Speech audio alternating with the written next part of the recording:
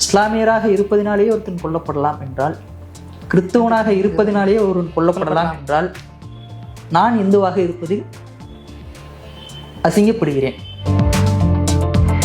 அங்க ஒரே குடும்பத்தைச் சேர்ந்த 7 பேர் வந்து கொடூரமா கொல்லப்படுறாங்க. அதுல ஒரு 3 மாதம் 4 மாதம் கர்ப்பிணி பெண். இந்த இஸ்லாமிய மதத்தை சேர்ந்த இவ்வளவு பெரிய மக்களை கொன்ற மதத்தை சார்ந்தவர்கள் யாருன்னா இந்து என்று சொல்லக்கூடியது. அனைவருக்கும் வணக்கம். ஸோ இப்போ பார்த்தீங்கன்னா எங்கே பார்த்தாலுமே வந்து பிரச்சாரம் வந்து ரொம்ப பரபரப்பாக போயிட்டு இருக்கு.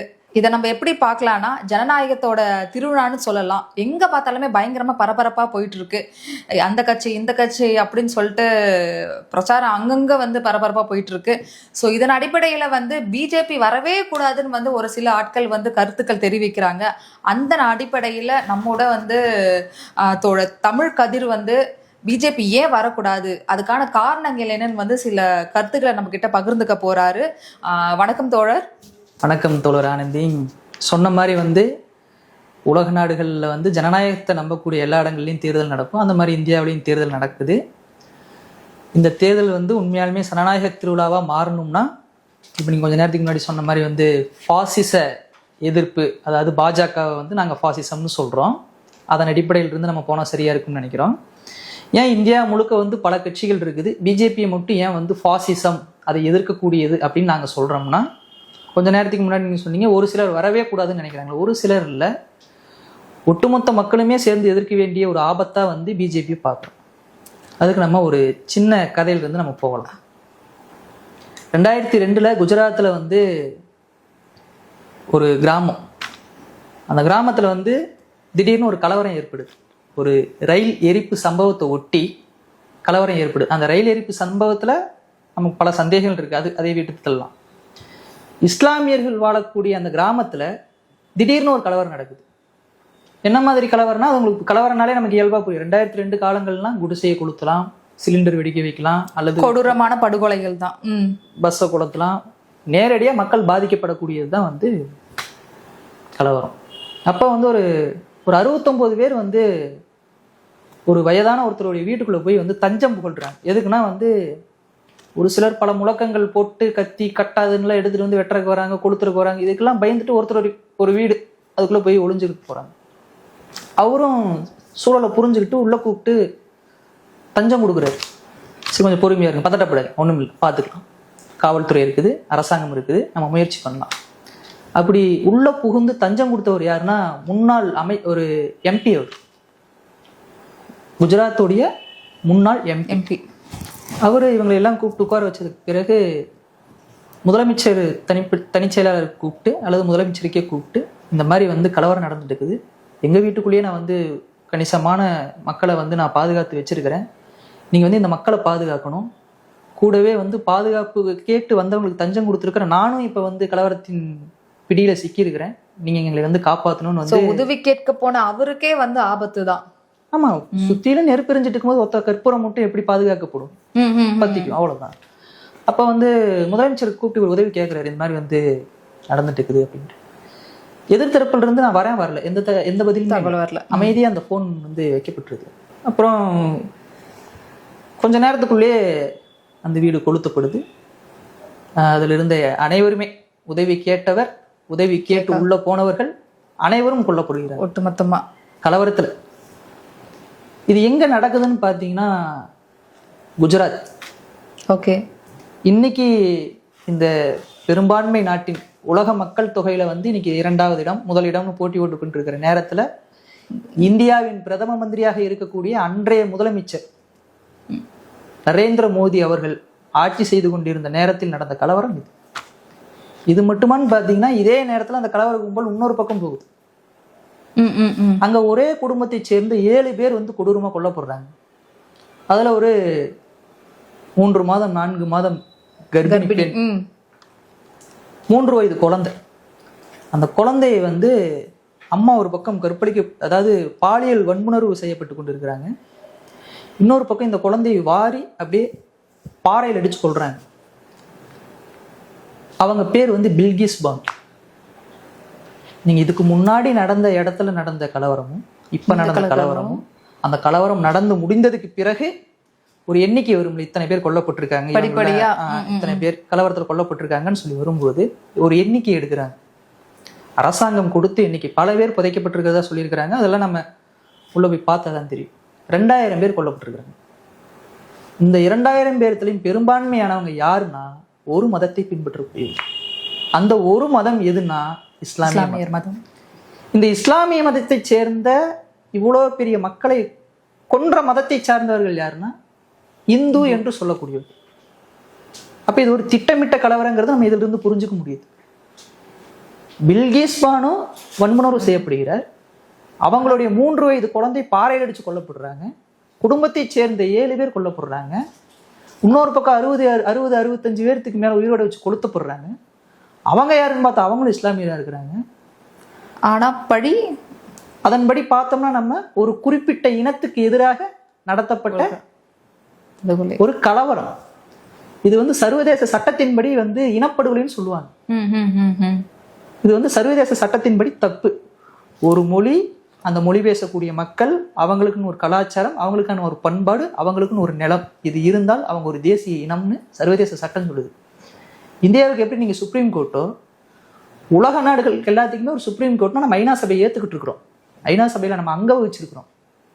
ஐநா சபையின் சட்டத்தின்படி இது ஒரு இனப்படுகொலை. இவ்வளவு பெரிய கலவரத்துக்கு சொந்தக்காரர் மோடி.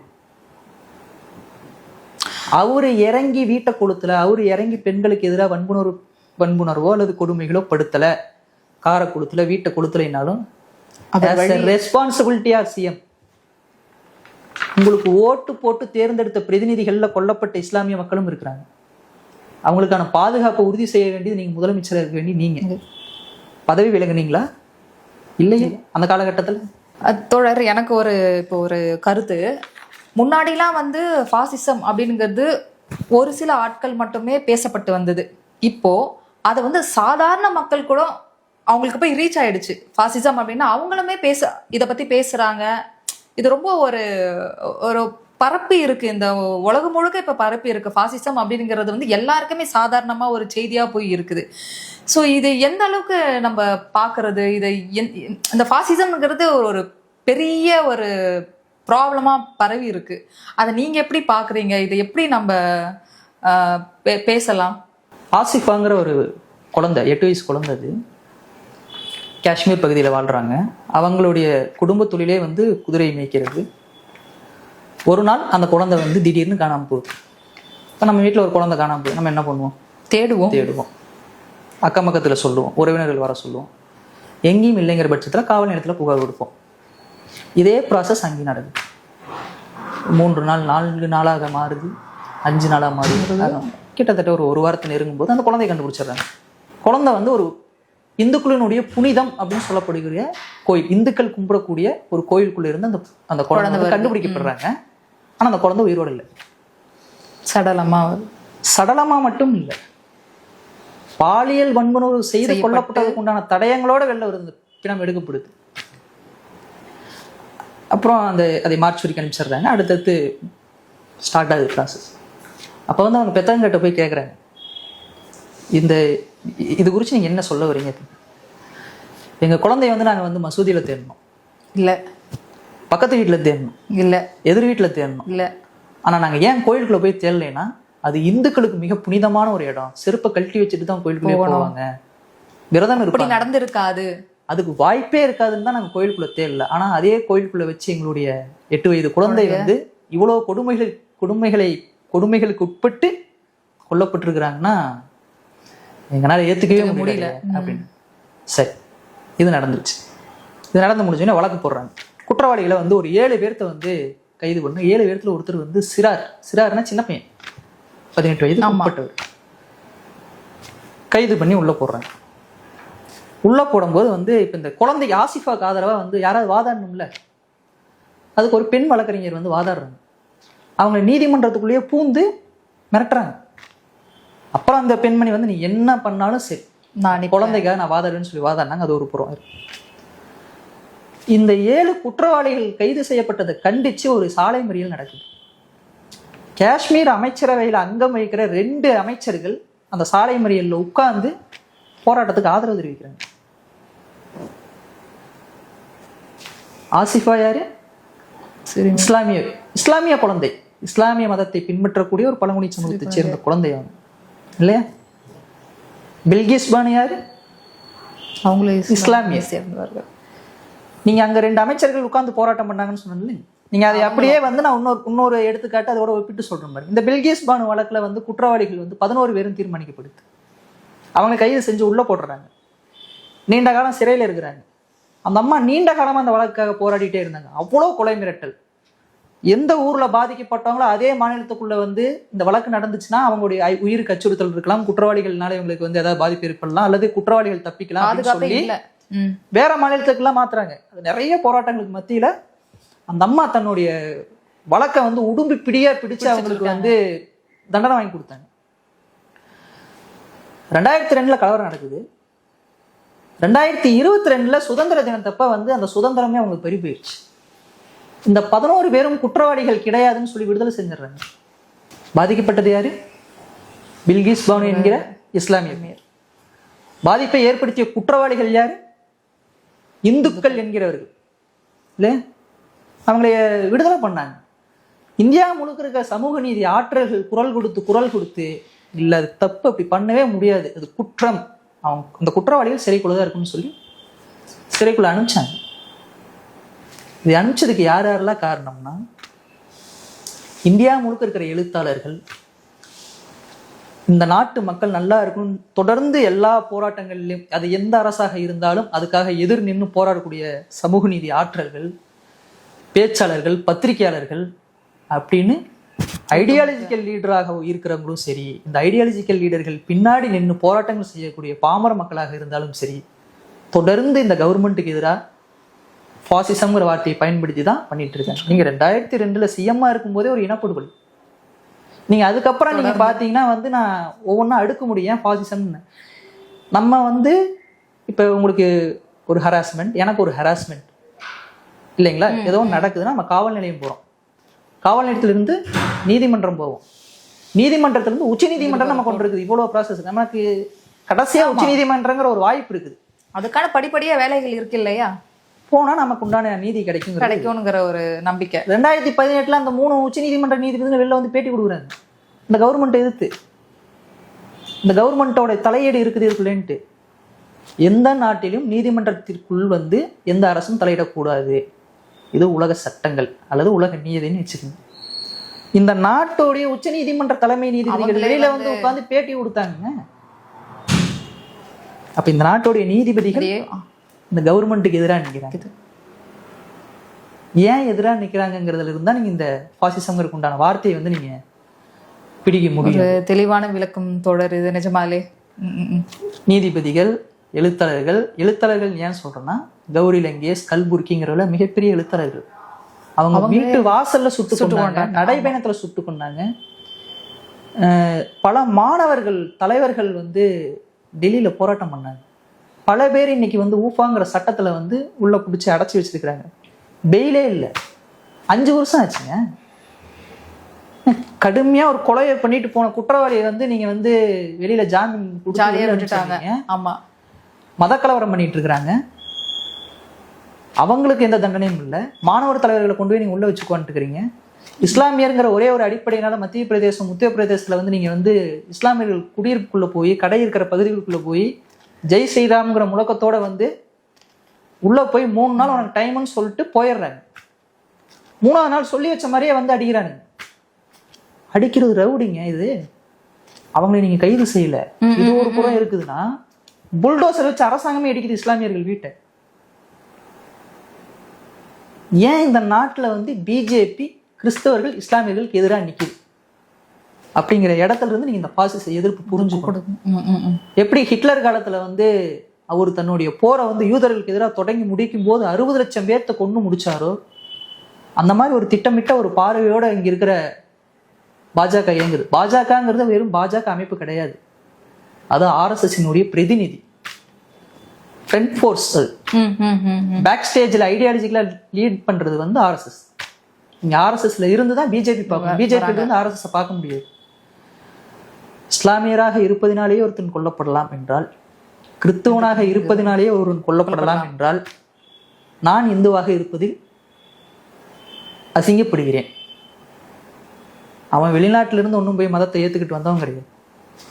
இங்க உன்னுடைய இந்து சட்டத்தின் அடிப்படையில், மனுநீதி சட்டத்தின் அடிப்படையில் நீ அவங்களை சூத்திரவர்களாக வைத்திருந்தீங்க, தீண்டத்தகாதவர்களாக வச்சிருந்தீங்க. அதனால அந்த மதத்தை ஏத்துக்கிட்டான். ஏன் அந்த மதத்தை ஏத்துக்கிட்டான்னு அவன் தான் முதல்ல தொட்டி தழுவி ஆரத்தழுவி கட்டி பிடிச்சிக்கிட்டான். அன்டச்சபிலிட்டி கடுமையா இருந்த காலத்துல வாங்க அப்படி வாங்க சகோதரன்னு சொல்லி அணைச்சிக்கிட்டாரு. அவங்க தான் வீட்டுக்குள்ள கூப்பிட்டு உட்கார வைக்கிறாங்க. நான் தெருவுக்குள்ள நடந்தாலே வந்து தீட்டுன்னு சொல்லி திருவிதாங்கூர் சமஸ்தானத்துல கோயிலை மூடினீங்க. 663 நாள் வந்து போராட்டம் நடந்திருக்குது, தந்தை பெரிய தலைமையில நடந்திருக்குது. கோயிலை சுத்தி தெருவுல நடந்தேங்கிற காலத்துல, அந்த மாதிரி ஒரு காலகட்டத்துல எனக்கு இந்த மதத்துக்குள்ள வந்து எல்லாமே சரியா இருக்குது அப்படின்னு சொல்லி என்னை முதல்ல வீட்டுக்குள்ள கூப்பிட்டு உட்கார வைக்கிறேன். என்னை சரிசமா பேசுறான், என்னை கண்ணியமா நடத்துறான். இது இந்த 2 மதத்திலுமே கிடைச்சது. மனிதனுக்கு சுயமரியாதை தானே அடிப்படை. கண்டிப்பா இல்லைங்களா? அதுல இருந்துதான் உங்களுக்கு எல்லா கோபமும் பிறக்கும். அந்த கோபத்தினுடைய வெளிப்பாடு தான் இவங்களுக்கு. தோழர் ரொம்ப அழகா விளக்கம் கொடுத்தீங்க. ஸோ எனக்குமே நிறைய விஷயங்கள் தெரியாது. இப்போ நீங்க பேசுனதை வச்சு நான் ரொம்ப நிறையவே தெரிஞ்சுக்கிட்டேன். ஸோ கடைசியா எனக்கு ஒரு சின்ன கேள்வி மட்டும். இவ்வளோ ஸ்ட்ராங்கா பிஜேபி வரவே கூடாதுன்னு சொல்றதுக்கு ஒரு 3 காரணங்கள் மட்டும் எனக்கு கொடுத்தீங்கன்னா நல்லா இருக்கும் தோழர். மக்கள் தொகையில பெரும்பான்மை கொண்ட நாடு இந்தியா. இந்த நாட்டு மக்கள் அதிகபட்சம் ஜனநாயகத்தை நம்புறது வந்து நீதிமன்றம். அந்த நீதிமன்றத்துடைய 3 நீதிபதிகள் வெளியில வந்து உட்கார்ந்து இந்த அரசாங்கத்துக்கு எதிராக கருத்து சொல்லியிருக்காங்க. 1. 2வது, இந்த நாட்டுக்காக வீராங்கனைகளும் வீரர்களும் வெளிநாடுகளில் சென்று பதக்கம் வாங்கிட்டு வராங்க. அந்த வீரர்கள் டெல்லி ஜந்தர் மந்தர்ல உட்காந்து போராட்டம் பண்ணாங்க. எதுக்குன்னா, இதே பிஜேபியுடைய விளையாட்டுத்துறை அமைச்சராக இருக்கிற பிரதன் பூஷன் சிங் மேல வந்து பாலியல் அத்துமீறல் குற்றச்சாட்டு வச்சிருந்தாங்க. அதை எதிர்த்து கேள்வி கேட்டதுக்காக அதே மேடையில் வச்சு அந்த வீரர்களை அடிச்சாங்க. அந்த வீராங்கனை தன்னுடைய விருதுகளை எல்லாம் கொண்டு போய் திருப்பி அனுப்பிச்சாங்க. அது சம்பந்தமா என்னென்ன கொடுமைகள் நடந்ததுங்கிறத நம்ம இங்க உட்காந்து பார்த்துட்டு இருந்தோம். 2. 3வது, இஸ்லாமியர் கிறிஸ்துவர்கள் அப்படிங்கிற ஒரே ஒரு காரணத்திற்காகவே இந்த இந்திய மண்ணில் நீங்க அந்த 2 இனத்தையும் சேர்ந்த மக்களை நீங்கள் கொன்றொழிக்க தயாராக இருக்கிறீர்கள் என்றால், தமிழக மக்கள், தமிழ்நாட்டு மக்கள் அரணாக அவர்களுக்கு நாங்கள் நிற்போம். மதமோ கடவுளோ மொழியோ இனமோ அது எங்கள் உரிமை, நாங்கள் தான் தேர்ந்தெடுக்க வேண்டும். எந்த அரசும் அதை வந்து தலையிடக்கூடாது. இறுதியாக நாங்கள் ஒன்று சொல்கிறோம். நீங்கள் திருப்பரங்குன்றத்தில் கடைசியாக எங்கள் நாட்டில் கை வைத்துள்ளீர்கள், அதுவும் தமிழ்நாட்டில் கை வைத்துள்ளீர்கள். அறுபடை வீடும் சேர்ந்து உங்களுக்கு இந்த தேர்தலில் அரோகரா செலுத்தும் என்று நாங்கள் உறுதியாக சொல்லிக் கொள்கிறோம். மீண்டும் சொல்கிறேன், பாசிச பாஜக ஒழிக. நன்றி, வணக்கம். நன்றி, வணக்கம் தோழர். அருமையான விளக்கம். மண்ணை நாமே காப்போம்.